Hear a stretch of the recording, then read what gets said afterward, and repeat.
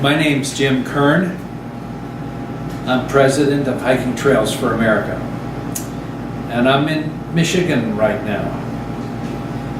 New country for me. I've just been in the Upper Peninsula. And I wanted to see what the North Woods were like. But I also met a very interesting guy. His name is Luke Jordan, and he's the fourth person to hike the North Country Trail. Perhaps you've never heard of the North Country Trail. Well, it is one of the 11 National Scenic Trails, declared so by Congress. So it's a very prestigious title. The Ice Age Trail, the Pacific Crest Trail, the Appalachian Trail, the Florida Trail. We have been so designated. But I had never been here before, and I had met a young man who was the fourth person to hike from one end of the trail to the other. His name is Luke Jordan, and he now works for the North Country Trail Association. And I have asked him to talk to us about his own hike, about the trail itself, how it functions, how the association manages it, and also what he sees as the future. What are the challenges? How will they be solved? How will we make this as much a part of our national trail system as the Appalachian Trail is today? So Luke, tell us about what you've done. Okay, so how I came to hike the North Country Trail versus one of the other more popular trails like the Appalachian or Pacific Crest was, actually goes back about 10 years or more. When I was a kid, my parents used to take me camping up on the North Shore of Lake Superior. Being from Minnesota, that's kind of the place we went. And after doing that for a couple of years, it started to get really hard to get a good campsite without advanced reservation. So we decided, we come up here all the time. Let's just try and find a spot of our own so that we don't have to mess with the crowds and reservations, all that kind of stuff. And so we spent about a year looking, found a little piece of property in the woods, and it turns out that this now famous trail called the Superior Hiking Trail crosses the road just pretty much a stone's throw away from where our driveway is now, at our cabin. And so I started hiking on that, discovered it when I was 13 years old, and ever since then, as soon as I could drive, I started taking day and weekend trips up there to the North Shore to try and eventually hike the entire thing. And by the time I got to college, I decided to give back a little bit and decided to volunteer in actually constructing a new segment of the trail. And one of the volunteers on that initial trip told me about, this is part of the North Country Trail, right? And I was like, no, what is that? I had absolutely no idea what it was up until that point. So I got home, got on my computer, and started doing research, and I found out that, holy cow, you can walk from North Dakota all the way to Vermont, essentially. And so I just got fascinated with the idea. And during my research, I stumbled upon the videos that Nimble Nomad did during his hike, and he's kind of the guy that I credit with inspiring me to do the whole thing. So I was able to kind of see it through his eyes, kind of see video footage of the whole trail, and it got me thinking, this kind of feels like an extension of what the Superior Hiking Trail is, which is what I've been hiking on for many years. And so this has to be an amazing hike. I got to do this. And at the time, I was in college. I was looking at, when I graduate, what am I going to do? And at the time, I was thinking, it's going to be an A-tier or PCT hike. But after doing all my research, I'm like, no, the North Country feels like the way to go. And one of the things that really drew me into it, and what ended up driving my decision to hike it, was the fact that at the time only 3 people had done it, and to me that just didn't make any sense because I was fascinated with this thing. And the idea seems, and the journey that you must have, kind of wandering through the Great Lakes area, must be amazing. And so I was kind of disappointed that more people hadn't done it at that point, or weren't interested in it, or talking about it. And so I took it upon myself to kind of raise awareness for the trail while I was out there. So I took advantage of social media and did as many interviews with news outlets along the way as I could, and even just in the little local communities, talking to the people I met along the way, because I was blown away with how many people just didn't know it was out there. Even though the trail might have gone through their town for 10, 20 years. and that's ultimately what drove me to do it. And I'm really glad I did. I also wanted kind of a unique experience where everybody on the AT, they kind of have a similar thing, but since only 3 people had done the North Country Trail, I really got that sense of solitude really that I was looking for. That's one of the main reasons I did it, is I didn't want to be surrounded by hundreds of people. And so I definitely got what I was looking for. And I succeeded. And for me, that was a big deal because I was a rookie at the time. I hadn't done a previous through hike. It was my first time out there, never did the AT or any other trail. And was able to educate some people along the way about it. And it ended up being a really good decision. It kind of was a life-changing experience because it gave me more direction, what I wanted to do with my life. And I ended up becoming a trail apprentice right afterwards with the Partnership for the Trail System in their trail apprentice program, and then ended up getting an internship shortly after that with the trail, and then staying on for a year and a half, and then eventually being able to transition directly into a position with the Park Service working on the trail. Now, why don't you, because of this light, it's close to right overhead, Okay. move back a little bit, I'll move this forward, Okay. and a little more light will shine on your head. Sure. Your face, I mean. Okay, that's probably enough right there. Yeah. Okay, so now you're gonna tell folks about the trail. Gotcha. So, North Country Trail, in a nutshell, it's administered by the National Park Service. It's what? It's administered by the National Park Service, which is kind of the overall, it's the federal partner that's behind all the things. They kind of do basic oversight, they provide funding, kind of direction when it comes to planning, and other stuff like that, making sure that it adheres to the mission of the trail, but also the mission of the Park Service. And really what keeps it going, though, is really the volunteers on the ground. They're the ones that actually build it, they're the ones that maintain it, the ones that make all the connections at the local level is the volunteers. And then it's a partnership between the federal agency, in this case the Park Service, and then the nonprofit association, which is the North Country Trail Association. And so The North Country? North Country Trail Association, they have a small staff that really coordinate the volunteers in the field. But the volunteers are really the ones that build it and maintain it and do all the physical work on the grounds done by them. So they're kind of the heart and the soul of what keeps the trail operating. And I think that's pretty much true on all the trails. And basically, if you can picture the Appalachian Trail in your mind and double the distance, so to put it in perspective, the Appalachian Trail is almost 2,200 miles, not quite. So we're dealing with the North Country, 4,600 miles. So it's like doing the AT twice, essentially, and goes through a variety of environments, including kind of its namesake, which is the North Country, which implies the North Woods. You're talking about stuff like, those clear lakes, big pine trees, lakes, rivers, waterfalls, stuff like that kind of defines North Country for what it is. And you have a couple anomalies on the trail.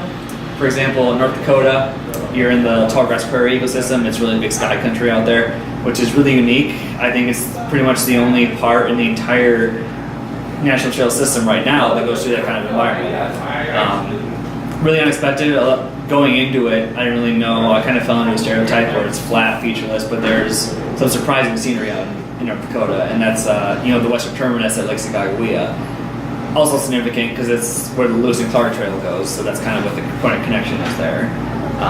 And then once you get to Minnesota, you kind of transition into that North Woodsy environment, and it stays that way until you get to about halfway down the lower peninsula of Michigan. And along the way, you pass through kind of some low mountain ridges along the Great Lakes, which if you had to pick one feature to identify the North Country Trail, that'd probably be the Great Lakes. And then once you get down into southern Michigan, Ohio, you're in kind of these open agricultural areas, kind of flat, but also lots of history. For instance, as soon as you cross down into Ohio, you find these old canal towpaths of the old Miami and Erie and Wabash canals, and down all the way to Dayton, which is by far the biggest city that the trail goes through. And so that kind of provides a culture shock when you're out there for being in the woods for 4 months and then going through a big city. And in that case, it's actually a paved multi-use bike trail that we use because there's not much opportunity for off-road trail out there.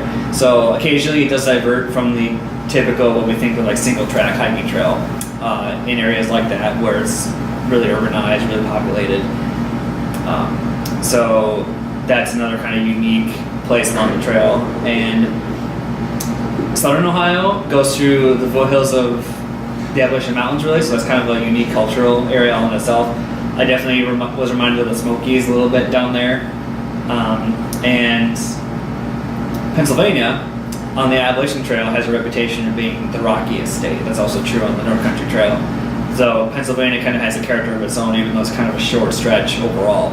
And then I definitely felt like, being from Minnesota, the Northwoods is kind of what I identify with, and finally getting to New York, definitely felt that way again. And kind of the same thing, kind of like these low mountain ridges, lakes, they call it the Finger Lakes region for a reason. But also the best part of the whole trail was right at the end, if you're going eastbound like I was finishing in the Adirondack Mountains, which is kind of like, the trail doesn't officially go there, but Mount Marcy, the high point in New York, is kind of like the Katahdin of the NCT. So essentially you get there the day before you finish the trail at Crown Point. And that was by far the highlight, was going through the high peaks. And so kind of that's one of the things that drew me to it, was the diversity of it compared to some of the other trails, where in the AT it's fairly similar all throughout. You get kind of similar scenery. With the North Country, every state has unique character, and kind of moments tend to stand out in your mind more, and kind of trigger more specific memories. And of course the fact that, we are a little lesser known trail, but the trail community itself is still really connected, and I've met some amazing trail angels, most of which were volunteers with the nonprofit association, and so that makes it just so much better when I didn't expect half the trail magic what I received when I was out there, so that made it just that much better. Meeting amazing people that I'm still friends with today and are still involved with the trail, and then they're able to pass on those experiences that they've had meeting hikers and hopefully inspire other people to get involved. And that's kind of what the North Country Trail is in a nutshell, and it's we were the fourth one designated, and in 1980, so it's been over 35 years we've been around, and still growing, still working on challenges, and but I think it's definitely worthy. Anybody considering a through hike that wants to get away from the AT and the PCT and all these more crowded trails, and if you want solitude, North Country is the way to go for sure. Okay, now, lastly, you could open with something like, what's the future hold in store, or taking a look into the future or something. Sure. So just start off. So what the future holds for the trail, I'm not really sure. Kind of what we're dealing with right now, it's challenging across the board for all the trails. We're in this transition phase where, at least for North Country, up to this point, we've kind of picked the low-hanging fruit. We built the trail on public land where it's available. We get agreements with those land managers to keep the trail intact. And so for us, we're at a point now where we have about 3,000 miles that's been designated. It's been off-road, it's been constructed by volunteers, or routed onto existing trails. And that still leaves about 1,600 miles of trail that's currently routed on roads. And that includes both pavement and gravel, or even some dirt roads in some cases. Luke, could you repeat that, please? That's 4,600 miles. Yep. 3,000 is pretty much laid out. Yep. 1,600 Yep. is what you have ahead of you. Correct. Yep. Go ahead. Yep. And so basically where that lies is these kind of big gaps where there's mostly private land, because up to this point it's been established where there's public land available. So we're in this transition phase now where we have to get land agreements with the landowners, and it can take years just to get one parcel. So it's definitely we're in it for the long haul. And the idea is to eventually get a continuous off-road footpath, and I think that will eventually happen down the road. It could take 100 years, but eventually that's the goal, and that's the goal of all the trails in the entire system. And so the second part of that piece is, after you establish the trail, it's about protecting it in perpetuity. So even on the AT, there are still some segments that are not completely protected, and that's kind of the big challenge system-wide we're facing is, once we finish this thing, how do we then protect it from being removed by either a property goes up for sale, or even like natural disasters too? Do we have the ability to reroute it? Utility impacts, stuff like that, pipelines, power lines, stuff like that coming through. how can we protect the trail to keep it in its best possible condition and the best possible location for future generations to enjoy? That's really the big question. And North Country Trail just recently, in the past decade, received permission to essentially purchase land from willing sellers. And there are some that argue for, should we use eminent domain to get that kind of stuff? And that's actually a really interesting question, because other people, or I guess I should say other organizations, do that, particularly for infrastructure. If a new highway needs to go in, that's generally what they resort to is if there's a great need for it, they will enact that.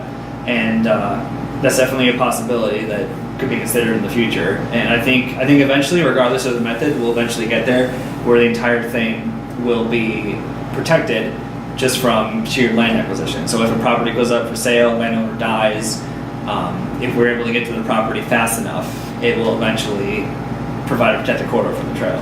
And so that's kind of the biggest challenge going for the future. And a third one that kind of relates specifically to North Country is how do we get more hikers to actually use it? And especially because I was the fourth in the trail's 35-year history. And we're up to 8 now, but it's not a lot considering all the other trails that are out there. And so that's a personal goal of mine, is just how can we promote, for sure, just North Country Trail, to make sure that other hikers know that this is an option that's out there and that they should use it, and get it kind of up to par with where the Appalachian Trail, was in its infancy.